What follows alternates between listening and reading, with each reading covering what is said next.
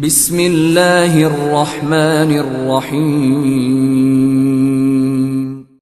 In the name of Allah, the Beneficent, the Merciful. الحمد لله وحده لا شريك له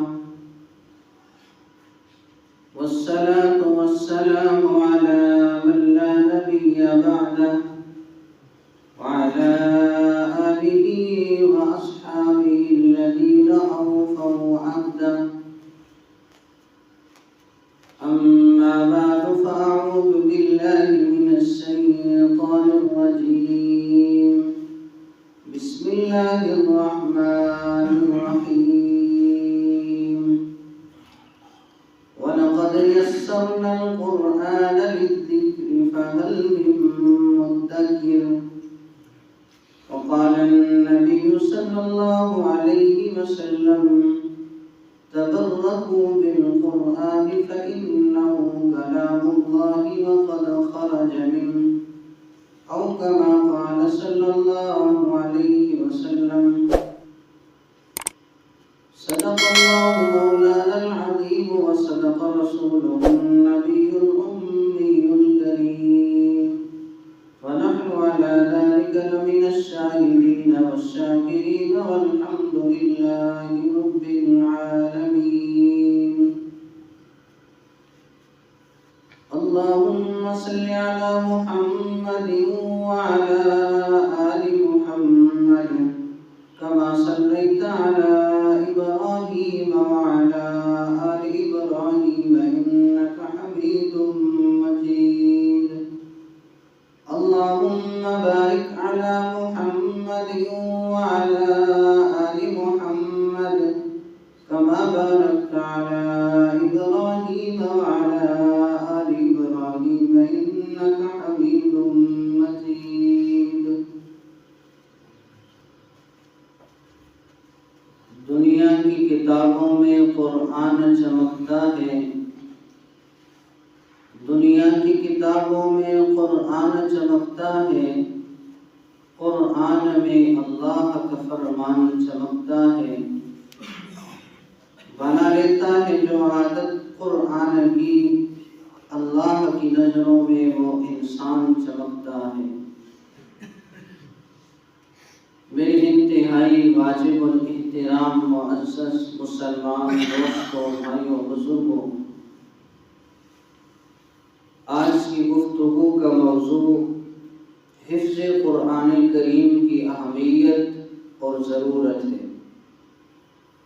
اس لیے کہ سیکولر طبقہ، تجدد پسند، عصری تعلیم زدہ یہ قرآن کریم کی حفظ کی اہمیت اور ضرورت کے منکر ہیں. یہ حفظ قرآن کریم کو دماغ سوزی، وقت کا ضیاع، بڑوں کی خوشنودی، جبر، رسم، بدعت اور اکابر کے خوف کا نتیجہ قرار دیتے ہیں. حالانکہ دیکھا جائے تو یہ سارے کے سارے بے بنیاد الزامات ہیں جن کی کوئی حقیقت نہیں. یہ سارے کے سارے بے بنیاد اشکالات ہیں جن کا حقیقت کے ساتھ کوئی تعلق نہیں ہے. حقیقت یہ ہے کہ حفظ قرآن کریم یہ ہماری ضرورت ہے، اور ضرورت کے اندر بھی پھر ہماری دنیاوی ضرورت بھی ہے، اخروی ضرورت بھی ہے. دنیاوی ضرورت کس طرح ہے؟ وہ اس طرح کہ جس شریعت کے ہم مکلف ہیں، جس شریعت کے ہم پابند ہیں، اس شریعت کے اندر بعض احکام ایسے ہیں کہ جن پر عمل اس وقت ممکن ہو سکتا ہے جب قرآن کریم کو حفظ کیا جائے. اگر قرآن کریم حفظ نہ ہو، قرآن کریم یاد نہ ہو، تو پھر ان احکامات پر عمل ممکن نہیں رہتا. مثال کے طور پر ابھی رمضان المبارک گزرا ہے، تو رمضان المبارک کے اندر جس طرح تراویح کی نماز سنت مؤکدہ علی الکفایہ ہے کہ کھڑے ہو کر مسجد کے اندر باجماعت 20 رکعات تراویح پڑھی جائیں، یہ جس طرح سنت ہے وہاں پر یہ بھی سنت ہے کہ ایک مرتبہ پورا قرآن کریم الف لام میم سے لے کر والناس تک پڑھا جائے، تو یہ علیحدہ سنت ہے۔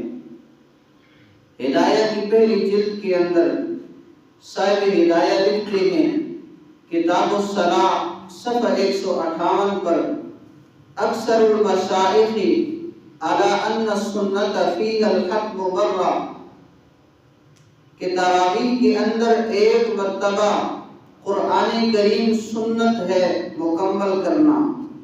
فلا یترک لکسل القوم، قوم کی سستی کی وجہ سے، لوگوں کی کاہلی کی وجہ سے اس سنت کو نہ چھوڑا جائے۔ تو یہ ایسی سنت ہے کہ اس سنت پر عمل تب ہی ہو سکتا ہے جب قرآن کریم حفظ ہو، قرآن کریم ہماری یادداشت کے اندر محفوظ ہو۔ اس لیے کہ فقہائے کرام نے لکھا کہ جو بندہ نماز کے اندر قرآن کریم دیکھ کر پڑھتا ہے، دیکھ کر پورے قرآن کریم کی اگر وہ تلاوت بھی کر دے، تو عند الاحناف نماز کے اندر قرآن کریم دیکھ کر پڑھنا یہ مفسد صلاۃ ہے، نماز ہی نہیں رہتی۔ جب نماز نہیں رہتی تو اس کے اندر قرآن کریم جو پڑھا گیا ہے وہ کیسے معتبر ہو سکتا ہے؟ تو گویا کہ اگر قرآن کریم کو حفظ کرنا چھوڑ دیا جائے تو پھر ان دونوں سنتوں سے محرومی ہے، نہ بندے کی نماز ہوگی یعنی تراویح کی نماز، نہ ہی دوسری سنت کے ایک مرتبہ پورا قرآن کریم پڑھنا۔ تراویح کی نماز کے اندر جو سنت ہے اس سنت پر بھی عمل نہیں ہو سکتا، دونوں سنتوں سے بندہ محروم ہو جائے گا۔ لیکن اگر قرآن کریم کو حفظ کیا جائے، اپنی یادداشت کے اندر محفوظ کیا جائے، اپنے سینے کے اندر جگہ دی جائے، تو ان دونوں سنتوں پر عمل ہو سکتا ہے۔ اس لیے میں نے کہا قرآن کریم ہماری ضرورت ہے، اور پھر دنیاوی ضرورت بھی ہے، اخروی ضرورت بھی ہے۔ دنیاوی ضرورت کیسی؟ وہ میں نے آپ حضرات کے سامنے ایک مثال پیش کر دی، اور پھر اگر دیکھا جائے تو یہ قرآن کریم کے اعجاز کے لیے ضروری تھا کہ قرآن کریم کا حفظ اس امت کے اندر منتقل ہو۔ اس لیے کہ پہلی امتوں کے اندر اگر دیکھا جائے، انبیاء علیہ السلام پر جو صحائف جو کتب نازل ہوتی وہ صرف انبیاء علیہ السلام کو یاد ہوتی، ان کتابوں کا حفظ امت کی طرف منتقل نہیں ہوتا تھا۔ لیکن آپ صلی اللہ علیہ وسلم کی ختم نبوت کی برکت سے قرآن کریم کا حفظ اس امت کے اندر منتقل ہوا۔ سب سے پہلے حافظ سرور کونین، ساقی کوثر، شافع محشر، تاجدار مدینہ، عبداللہ کے رخت جگر، آمنہ کی نور نظر، سید البشر، سید الورا، محبوب کبریا، محبوب رب الارض والسماء، صاحب الحسن والکمال، لا يمكن الثناء، بلغ العلا، کشف الدجا، راحت العاشقین، شفیع المذنبین، رحمت للعالمین صلی اللہ علیہ وسلم ہیں۔ پھر آپ صلی اللہ علیہ وسلم نے اس امت کو ترغیب بھی دی ہے کہ قرآن کریم حفظ کیا جائے۔ صحابہ رضوان اللہ تعالیٰ علیہم اجمعین نے حفظ کیا، اور پھر اللہ جل شانہ نے اس نعمت کو جب اس امت کے اندر منتقل فرمایا تو اس امت کو کبھی حافظہ عطا فرمایا، غیر معمولی حافظہ سے اس امت کو نوازا گیا۔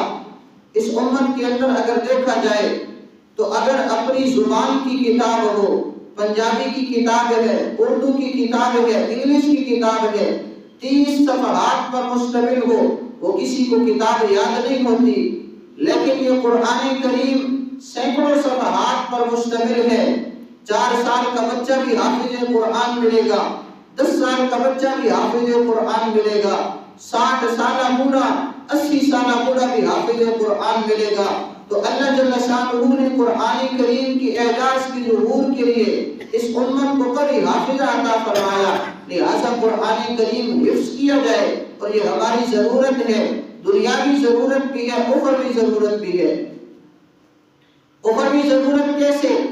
کہ اگر دیکھا جائے تو جنت کے اندر ایسے درجات ہیں جن کی چابی حفظ قرآن ہے۔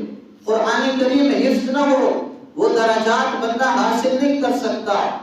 آپ صلی اللہ علیہ وسلم نے ارشاد فرمایا، یقال لصاحب القرآن، صاحب قرآن سے کہا جائے گا اقرا، قرآن کریم پڑھتا جا، ورتقی، اور جنت کے درجات پر چڑھتا جا، ورتل کما کنت ترتل فی الدنیا، اور اسی طرح تلاوت کر جس طرح تو دنیا کے اندر تلاوت کیا کرتا تھا۔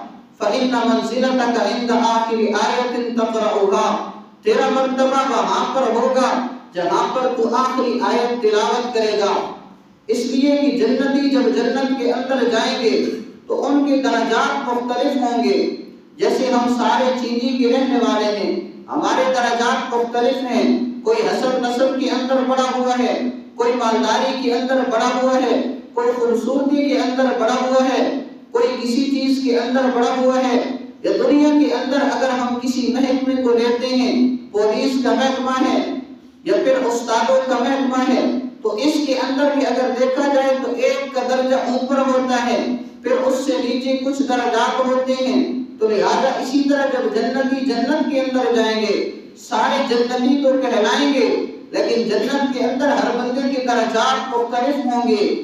تو پھر اس حافظ قرآن کریم والے کو، جس نے قرآن کریم حفظ کیا ہے، اس کو جب اتنے درجات ملیں گے، مشہور قول کے مطابق قرآن کریم کی 6666 آیات ہیں، یہ اگر ان آیات کو پڑھتا جائے، جنت کے درجات پر چڑھتا جائے، تو اس کے درجات جتنے بلند ہوں گے کسی اور کے اتنے نہیں ہو سکتے، اور یہ حفظ قرآن کریم ہی کی بدولت درجات حاصل ہو سکتے ہیں۔ حفظ قرآن کریم نہ ہو یہ درجات انسان کو نہیں مل سکتے۔